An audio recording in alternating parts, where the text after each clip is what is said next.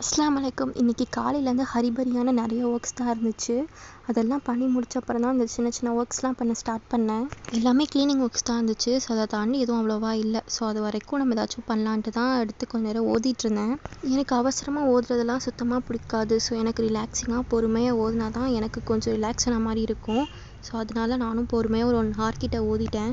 Also next இப்போ ஈத் வேறு வருதா, ஸோ அதுக்காக நம்ம திங்ஸ் எல்லாம் ரெடி பண்ணி வச்சிடலான்னு சொல்லிட்டு தான் எல்லாமே எடுத்து வச்சிட்ருந்தேன். நான் முன்னாடியே இதெல்லாம் க்ளீன் பண்ணி வச்சிட்டேன். எப்படின்னா ஒவ்வொரு பாக்ஸில் ஒவ்வொரு திங்ஸ் போடுற மாதிரி, ஒரு பாக்ஸ் ஃபுல்லாக ரப்பர் பேண்ட், ஒரு பாக்ஸ் ஃபுல்லாக கிளிப்ஸ். ஸோ அந்த மாதிரி தான் இப்படி வைக்கிறனால எனக்கு இன்னும் கொஞ்சம் ஈஸியாக இருக்கும் எடுக்கிறதுக்கு. இந்த பேக் வந்துட்டு எங்கள் அக்கா எனக்கு துபாயிலேருந்து வாங்கிட்டு வந்திருந்தா. ஆல்மோஸ்ட் ஒரு 3.5 years ஆயிடுச்சு. இப்போ வரைக்குமே அதோட குவாலிட்டி ரொம்பவே சூப்பராக இருக்குது. என்னோடய திங்ஸ் மட்டும் இல்லாமல் எங்கள் அம்மா, அப்பா, தம்பியோடது எல்லாத்தையுமே எடுத்து தான் நான் தனித்தனியாக பிரித்து வச்சிட்டேன். ஸோ ஏன்னா அப்போ வந்துட்டு நம்ம ஹரிபரியாக தேடாமல் ரிலாக்ஸாக எடுத்து யூஸ் பண்ணிக்கலாம்ல. ஸோ அதுக்காக தான் அப்படியே கொஞ்ச நேரம் வெளியில் வேடிக்கை பார்த்துட்டு நெக்ஸ்ட்டு வந்துட்டு சரி துணி மடிக்கலாம் அப்படின்ட்டு தான் வந்து பண்ணிகிட்ருந்தேன். எங்கள் வீட்டில் துணி சேர்றதே மோஸ்ட்லி இந்த ஷாலாக தான் இருக்கும். அவ்வளோ ஷால் கிட்ட வச்சுருக்காங்க. ஸோ அதெல்லாம் எடுத்து மடிக்கிறதுக்கே ஒரு வழி ஆயிடுவேன்.